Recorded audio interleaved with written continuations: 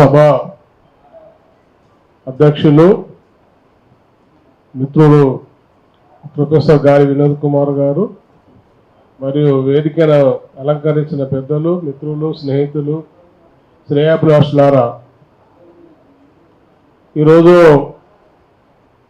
సభ యొక్క లక్ష్యము దక్షిణ భారతదేశంలో హైదరాబాదును రెండవ రాజధాని చేయాలి. దక్షిణ భారతదేశంలో హైదరాబాదు రెండవ రాజధాని చేయాలంటే దక్షిణ భారత ప్రజలందరూ తెలంగాణలో పోరాటం చేయవలసిన అవసరం ఉంది. తెలంగాణ లాగా మళ్ళీ ఒక పోరాటం జరగాలి. డాక్టర్ బిఆర్ అంబేద్కర్ 1955లో హైదరాబాద్లో ద్వితీయ రాజధాని చేయాలని చెప్పి కోరడం జరిగింది. ఇప్పటిదాకా పెద్దలు అనేక అంశాలను హైదరాబాదులో ఉండబడే వనరుల గురించి, హైదరాబాద్ చుట్టూ ఉండబడే వనరుల గురించి, హైదరాబాద్ విస్తరణ గురించి, హైదరాబాద్ యొక్క సామర్థ్యాన్ని మన ముందు పెడుతూ హైదరాబాదులో భారతదేశ రెండవ రాజధాని చేయాలని చెప్పి వారు అనేక విషయాలు మన ముందుకు తీసుకురావడం జరిగింది. ప్రజాస్వామ్యబద్ధంగా భారతదేశాన్ని ఉత్తర దక్షిణ భారతదేశం విభజించినప్పుడు దక్షిణ భారతదేశంలో ఉన్న ప్రజలు జరుగుతున్న లేదా ప్రభుత్వాలు జరుగుతున్న దక్షిణ భారతదేశంలో ఉన్న ప్రభుత్వాలు జరుగుతున్న అన్యాయాన్ని, బడ్జెట్లో పంపకాలను, ఇక్కడ ఉండబడే కేంద్ర ప్రభుత్వ సంస్థల్లో వచ్చే ఆదాయంలో కేటాయింపులలో కూడా అన్యాయాన్ని గురించి చాలా క్లుప్తంగా మన మిత్రులు పెద్దలు చెప్పడం జరిగింది. దీనిగా కూడా భారతదేశంలో వనరులకు ప్రాముఖ్యత కలిగిన ప్రాంతం దక్షిణ భారతదేశం. సహజ వనరులలో మనం తీసుకుంటే గోదావరి నది తీర ప్రాంతం ఉంది, కృష్ణా నది తీర ప్రాంతం ఉంది. కృష్ణా నది తీర ప్రాంతంలో వజ్రాలు దొరుకుతాయి, వైడూర్యాలు దొరుకుతుంటాయి. గోదావరి నది ప్రాంతంలో బొగ్గు, ఇనుము, రాగి, ఇత్తడి, సున్నం, సుద్దరాయి, బంగారము, పెట్రోల్ దొరుకుతుంది. ఇవన్నిటిని కూడా ప్రైవేట్ చేయడం జరిగింది. ఇవన్నిటిని కూడా ఆదానికి, అంబానికి, గుత్తా పెట్టుబడిదారులకు అంకితం చేయడం జరిగింది. ఇప్పటిదాకా కర్రేగుట్ట మీద మిత్రులు మాట్లాడారు. కర్రేగుట్టలో పోరాటం ఆదివాసుల ఐక్యతకు, ఆదివాసులను సమీకరించి ఆ ప్రాంతంలో ఉండబడే ఖనిజ సంపదను భారతదేశంలో ఉండే బడా పెట్టుబడిదారులు దోపిడీ చేయకుండా కాపాడడానికి కోసాన్ని చేస్తున్న ఉద్యమంలో భాగంగా ఆదివాసులు మా ప్రాంతము, మా ఖనిజ సంపద మాకే దక్కాలి, మేమే వ్యాపారస్తులం కావాలి, మేమే ప్రభుత్వంలో భాగస్వామ్యం కావాలనే ఉద్యమం చేస్తున్న క్రమంలో అక్కడ ఉండబడే నక్సలైట్లతో వాళ్ళు కలిసి పోరాటం చేస్తున్నారు. ఆదాని కానీ అంబానీ కానీ అక్కడ ఉన్న వనరులు కావాలంటే అక్కడ ఉండబడే నక్సలైట్ని ఏరివేయాలి, ఆదివాసుల జ్ఞానవంతులు చదువుకున్న వారిని కూడా ఏరివేయాలి, ఆ ప్రాంతాన్ని అంతా పెట్టుబడిదారులకు అంకితం చేయాలి, వాళ్ళకే జాతీయం చేయాలనే కుట్రలో భాగంగానే కర్రేగుట్టలో ఉండబడే స్థావరాలను కానీ, కర్రేగుట్ట చుట్టూ ఉండబడే ఆదివాసుల గుడాలను కానీ దిగ్బంధన చేస్తూ వారిపై దాడులు చేస్తూ హత్యలు చేయడం జరుగుతుంది, రక్తపాతం జరుగుతుంది.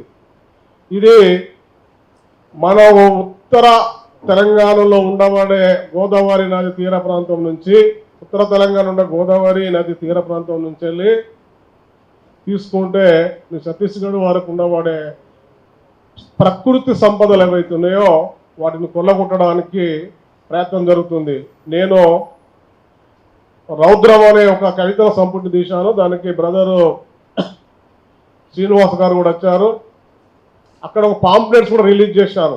ఉత్తర తెలంగాణ జరుగుతున్న అన్యాయము, ఉత్తర తెలంగాణలో ఉండబడే ఖనిజ సంపద, దక్షిణ తెలంగాణలో రాజధానిగా హైదరాబాద్ ఉండి ఉత్తర తెలంగాణలో ఉండబడే విద్యా వ్యవస్థ కానీ, వ్యాపార వ్యవస్థ కానీ, ఖనిజ వ్యవస్థ కానీ, సామాజిక వ్యవస్థ కానీ ఎంత లూటీ చేస్తున్నారో ఉత్తర భారతదేశ వ్యాపారస్తులు హైదరాబాదులో అడ్డాబెట్టి ఉత్తర తెలంగాణలో ఉండే ఖనిజ సంపద మొత్తం నాశనం చేస్తున్నారు. దీని మీద నేను 1000 పాంప్లెట్స్ పోయిన ఎలక్షన్లో ఉత్తర తెలంగాణలో పంచాను. ఖనిజ సంపదను కాపాడుకుందాం, ఉత్తర తెలంగాణ అభివృద్ధి చేద్దాం, ఉత్తర తెలంగాణ జరుగుతున్న అన్యాయాలను అక్రమాలను అరికడదాం అని. అది దక్షిణ తెలంగాణలో ఉండబడే వ్యాపారస్తులు, వాటి దక్షిణ తెలంగాణ ప్రజలు కాదు చేసేది, ఉత్తర భారతదేశం సంబంధించిన గుజరాతీలు, రాజస్థానీలు, ఇతర కర్ణాటక నుంచి వచ్చిన వ్యాపారస్తులు వీళ్ళందరూ కలిసి తెలంగాణలో ఉండబడే ఖనిజ సంపదను దోపిడీ చేస్తున్నారు. దీన్ని కూడా ఈ దక్షిణ భారతదేశ సంస్థల్లో పనిచేస్తున్న ముఖ్యులు గమనించవలసిన అవసరం చాలా ఉంది. ఎందుకంటే నిజామాబాద్ నుంచి ఖమ్మం వరకు గోదావరి నది తీర ప్రాంతంలో బొగ్గు ఉంది, ఇనుము ఉంది, ఇత్తడి ఉంది, సున్నం ఉంది, సుద్దరాయి ఉంది. ఖనిజ సంపదలలో సిల్వర్ గనులు ఉన్నాయి, బంగారు గనులు ఉన్నాయి, పెట్రోల్ గనులు ఉన్నాయి. కాబట్టి వీటిని పరిశీలించవలసిన అవసరం ఉంది. వీటిని ఆ ప్రాంతంలో ప్రజలకు ఉపాధి, ఉద్యోగ, వ్యాపార రంగంలో మనం అభివృద్ధి చెందడానికి కోసానికి ప్రయత్నించవలసిన బాధ్యత ఇక్కడ ఉండబడే ఈ దక్షిణ రాష్ట్రాల ఉద్యమకారులపై ఉంటుందని చెప్పి నేను కోవడం జరుగుతుంది.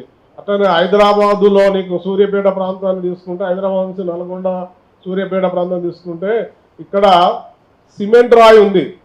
సిమెంట్ వ్యాపారం అంతా కూడా ఒక వెల్మ ద్వారా చేతిలో ఉంది. ఇప్పుడు ఆ వెల్మ ద్వారా ఎవరికి సబ్ కాంట్రాక్టర్ అంటే ఉత్తర భారతదేశంలో ఉన్న సిమెంట్ ఫ్యాక్టరీలకు మద్దతుగా అతడు అక్కడ సూర్యాపేట ప్రాంతంలో కానీ నల్గొండ ప్రాంతంలో ఉండబడే మొత్తము సిమెంట్ ఫ్యాక్టరీలన్నింటినీ కూడా వాడు సబ్ కాంట్రాక్ట్లు ప్రొడక్ట్ చేసి ఆ లాభాలన్నీ ఉత్తర భారతదేశ ప్రజలకు, ఉత్తర భారతదేశ వ్యాపారస్తులకు, ఉత్తర భారతదేశ రాజకీయ నాయకులకు అందించడం జరుగుతుంది. సో కాబట్టి సూర్యాపేట తీసుకున్నా లేదా కృష్ణానది తీర ప్రాంతంలో ఉండబడే అనేక సంపదలను తీసుకున్నా కూడా మనము ఇక్కడ నీటి సమస్యను మనం ఒకసారి పరిశీలిస్తే తెలంగాణలో ఉండబడేంత నీటి సమస్య మనము పరిశీలించవలసిన అవసరం ఉంది. ఆ నీరు కింది ప్రాంతాలకు వెళ్ళిపోతుంది. వెళ్ళిపోయినప్పుడు ఇక్కడ పంటల ప్రాబ్లం వస్తుంది. ఉత్పత్తి సంపద అనేది ఉత్పత్తి మీద, పంటల మీద వస్తుంటుంది, వ్యాపారం మీద వస్తుంటుంది. ఇవన్నీ కూడా క్రోడీకరించుకోవాల్సిన బాధ్యత మన తెలంగాణ ప్రజలపై ఆధారపడి ఉంటుంది. హైదరాబాదులో ఇండస్ట్రీ చుట్టుపక్కల ఉంది. హైదరాబాదులో ఓన్లీ జీవించడానికి మాత్రమే అది మనం నివసించడానికి మాత్రమే ఇది ఉపయోగపడుతుంది. కానీ హైదరాబాద్ చుట్టూ ఉండబడే అనేక తాండూరును తీసుకుంటే తాండూరులో ఉండబడే సబాది రాయి కావచ్చు, లేదా ఇప్పుడు కొత్తగా కూడా అక్కడి నుంచి వెళ్ళి మీకు పాలిష్డ్ రాయిని తీస్తున్నారు. వ్యాపారంలో ఖనిజ సంపద అనేది చాలా అవసరమైనది.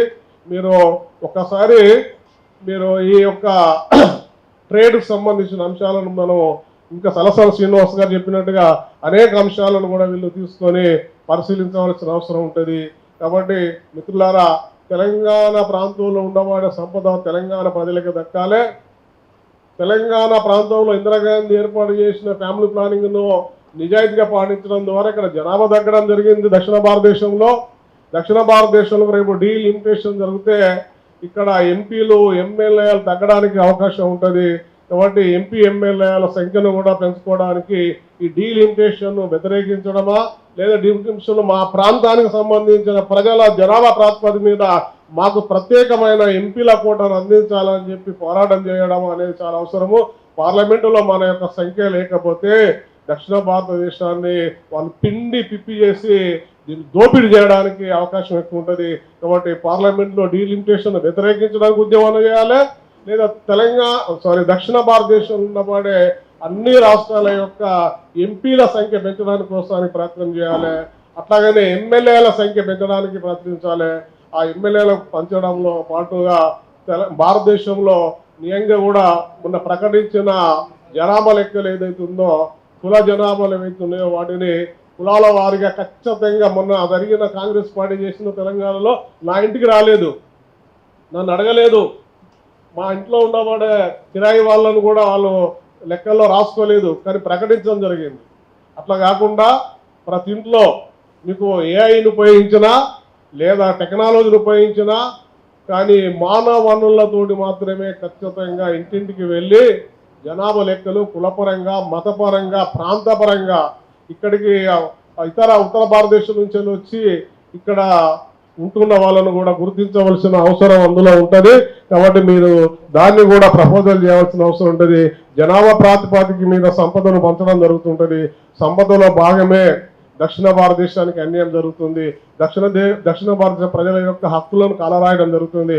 కాబట్టి మనం అందరం కూడా ఖచ్చితంగా చైతన్యవంతమైన ఒక సమాజ నిర్మాణం కోసానికి పోరాటం చేయవలసిన బాధ్యత ఇక్కడ ఉండబడే కమిటీతో పాటు మన అందరి మీద కూడా ఆధారపడి ఉంటుంది.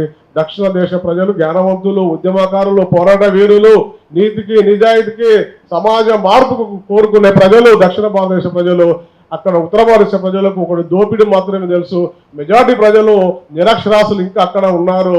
అయినా కూడా కొంతమంది మాత్రమే, పెట్టుబడిదారులు మాత్రమే, వ్యాపారస్తులు మాత్రమే వారు దేశ సంపదను కొల్లగొడుతున్నారు. కానీ మన దక్షిణ భారతదేశంలో ఎస్సీ, ఎస్టీ, బీసీ, మైనార్టీలు అందరూ కూడా జ్ఞానవంతులు, పోరాట వీరులు, అనేక సిద్ధాంతాలను చదువుకున్నవారు, అనేక విజయాలను నేర్చుకున్నవారు, అనేక విజయాల మీద పోరాటం చేసిన చరిత్ర దక్షిణ భారతదేశ ప్రజలకు ఉంది.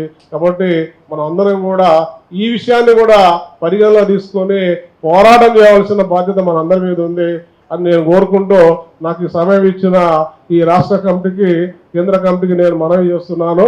మిత్రులారా, థ్యాంక్ యూ.